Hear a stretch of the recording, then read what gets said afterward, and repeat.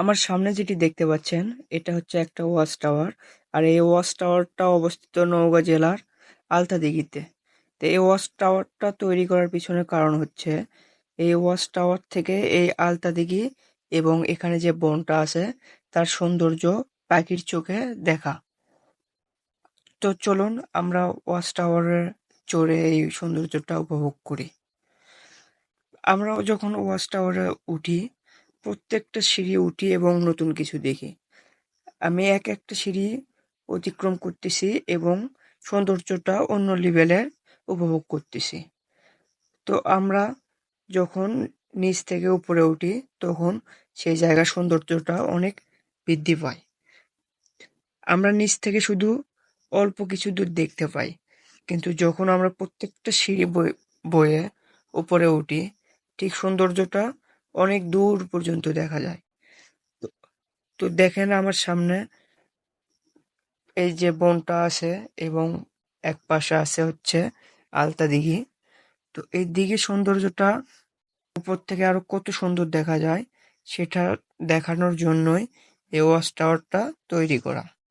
এই ওয়াচ টাওয়ারটার প্রতিটি ধাপ পেরোনো যেন একটা আত্মজিজ্ঞাসা। কখনো মনে হলো এই টাওয়ারটা আমার জীবনের প্রতিছবি। নিচে শুরু, মাঝখানে ভয়, আর ওপরে গিয়েই প্রশান্তি। হাত দিয়ে রেলিং ধরি আর চোখ রাখি উপরে। সিঁড়িতে ওঠার সময় মাথায় শুধু একটা কথাই ঘুরছিল, জীবন আসলে থেমে থাকার নাম না, ওঠার নাম জীবন। চূড়ায় উঠে দাঁড়াতে চোখের সামনে খুলে গেল এক বিশাল ক্যানভাস। চারপাশে সবুজ বন, দিগন্ত ছুঁয়ে যাওয়া গাছের মাথার মাথার ওপর ভেসে বেড়ানো মেঘ। তো যত উপরে উঠতেছি আমার কাছে প্রকৃতিটা অনেক সুন্দর লাগতেছে, যা বলে বোঝানোর মতো না। আপনারা যখন এখানে আসবেন এবং এই ওয়াচ টাওয়ারে উঠে বন এবং প্রকৃতিটা দেখবেন, তখন এই সৌন্দর্যটা আরো ভালোভাবে উপভোগ করতে পারবেন। তো ঘরে বসে না থেকে সুযোগ পাইলেই অবশ্যই ঘুরতে বের হবেন। এতে করে আপনার মনের শান্তি হবে এবং প্রকৃতির সৌন্দর্যটা দেখতে পাবেন। তাই সবার অবশ্যই উচিত সুযোগ পাইলেই কোথাও ঘুরতে যাওয়া, যেখানে গেলে প্রাকৃতিক সৌন্দর্য দেখা যায় ঠিক এইরকম জায়গাতেই ঘুরতে যাবেন। তাহলে আপনি মনের শান্তি খুঁজে পাবেন।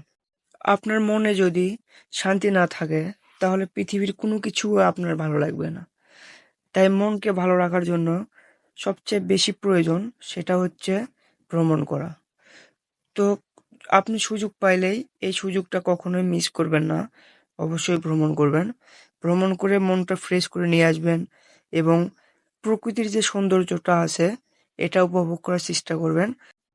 প্রকৃতির সৌন্দর্য আমাদের অনেক কিছু শেখায়।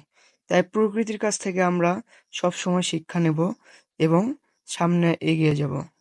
প্রকৃতি দাঁড়িয়ে থাকে চুপচাপ, কিন্তু এই চুপ থাকাটাও একটা ভাষা। ধন্যবাদ সবাইকে। আর আমার ভিডিও যদি ভালো লাগে অবশ্যই লাইক, কমেন্ট এবং শেয়ার করবেন।